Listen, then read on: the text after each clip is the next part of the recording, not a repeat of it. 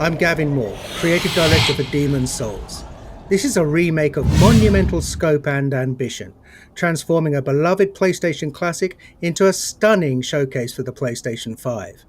In every respect, Demon's Souls looks, sounds and feels right at home in this next generation of gaming. We're all massive fans of the original game, and we wanted to bring everything we possibly could up to a level that modern gamers expect, and that includes the power and variety at your control in the character creator, from facial customization to hair types. There are many thousands more permutations for you to explore, empowering you to make an avatar you can relate to, whoever that might be.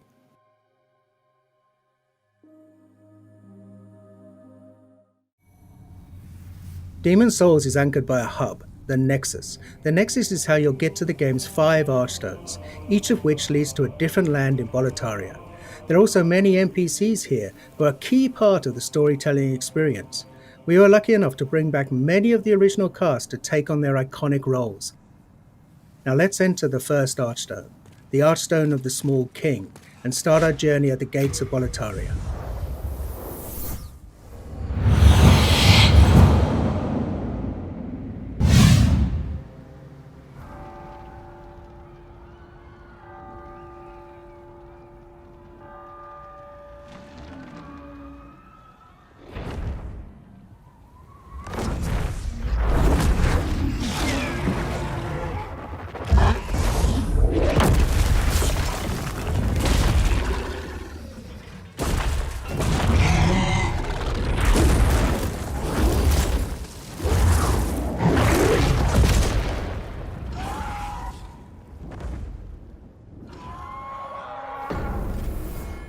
Now, the real Demon's Souls begins.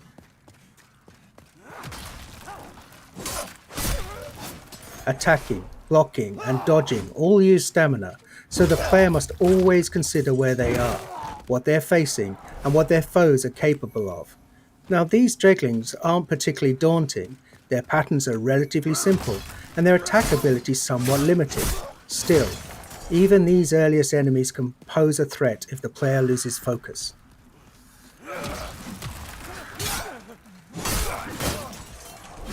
For those who played Demon's Souls on PlayStation 3, you'll notice enemies behave exactly as you remember.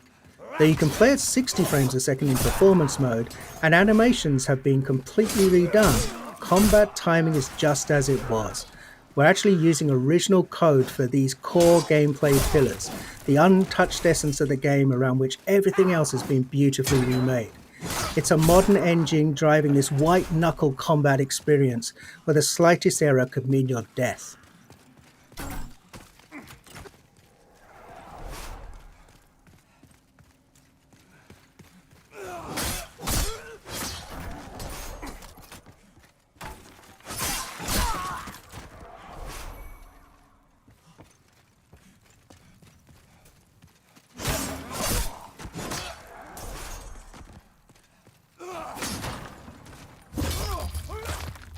We're playing in performance mode, which targets 60 frames a second, running at a beautiful dynamic 4K.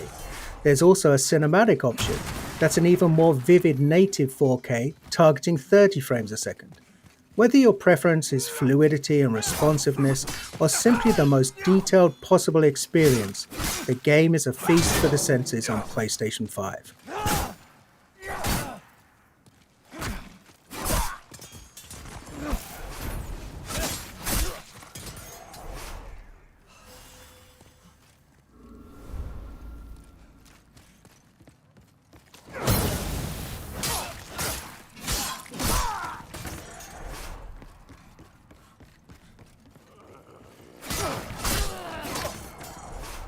We've added thousands upon thousands of new sound effects to take advantage of the PlayStation 5's impressive Tempest 3D audio. Now you can hear Imperial spies in the Palace of Boletaria creeping up behind you, or a creature slithering out of the slime in the Valley of Defilement far below. Now you can experience this stunning world in 3D audio just by connecting a headset. We're also really excited about the DualSense wireless controller's haptic feedback. We wanted to make combat feel grittier and darker, So this is the perfect way to feel steel clash against steel, or the crackle of a fireball in the palm of your hand before you cast it at your enemies.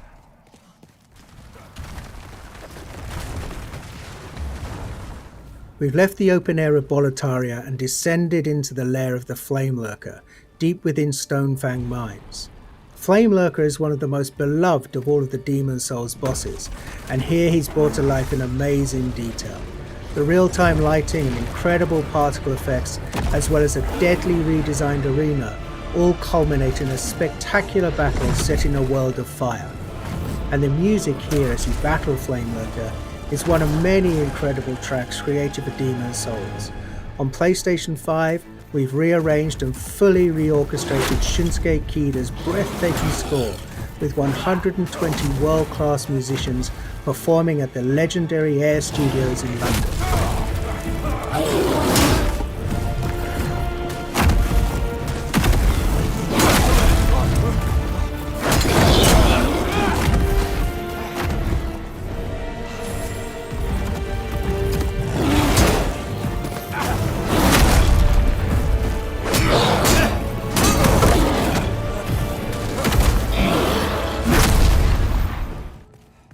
The Tower of Latria, this is the first part of the third Archstone, is truly one of the most unforgettable areas in Demon Souls.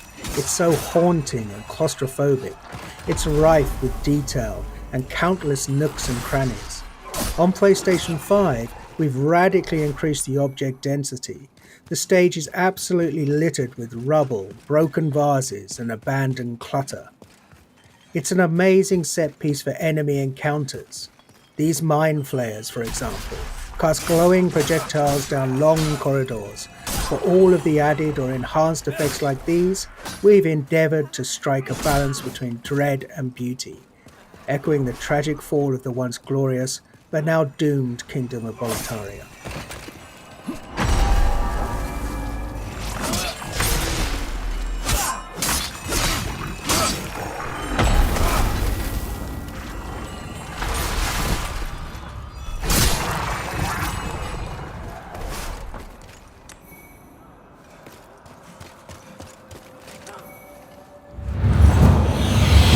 Moving on to the rain-soaked Shrine of Storms. Each class in Demon Souls has a radically different feel. Knights in their armour are tough, but a bit clumsy when dodging an attack. The Thief, on the other hand, is quick and sure of foot, but requires finesse to inflict a killing blow.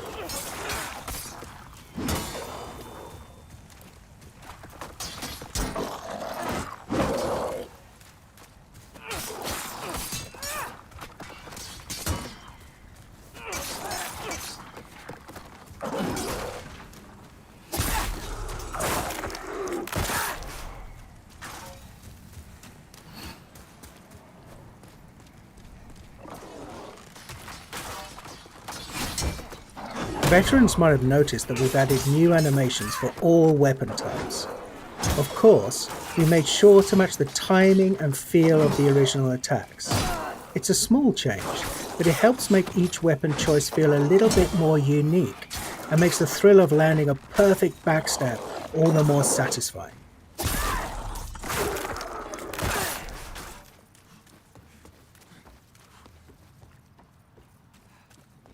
Anyone who played Demon Souls on PlayStation 3 knows that the Valley of Defilement is one of the most challenging, demanding levels in the game. We're so excited for those players to revisit this gloomy, arresting swamp, now with performance mode at a targeted 60 frames per second. This area was a particular challenge because we wanted to preserve the occasionally disorientating, almost maze-like nature of the stage while building on the mythos of Boletaria. After all, this is a place of outcasts and the unwanted. We wanted the valley to feel much more alive with the PlayStation 5 remake, and it gave us a rare chance to revisit a truly iconic level in gaming history.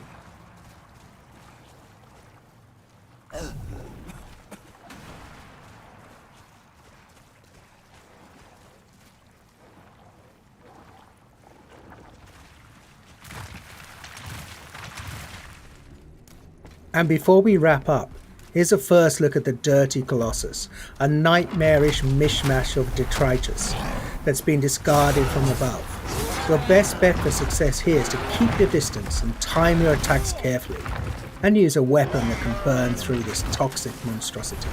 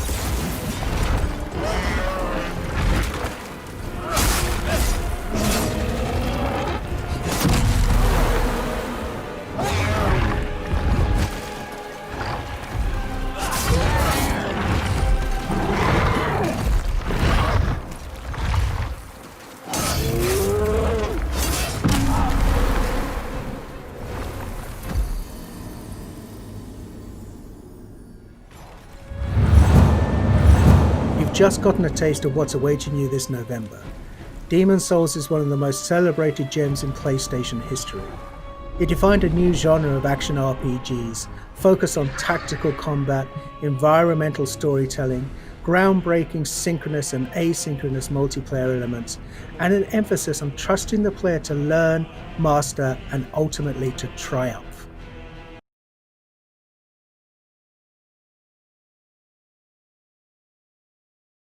Se não é inscrito no canal, se inscreva, ative o sino e deixe o seu like.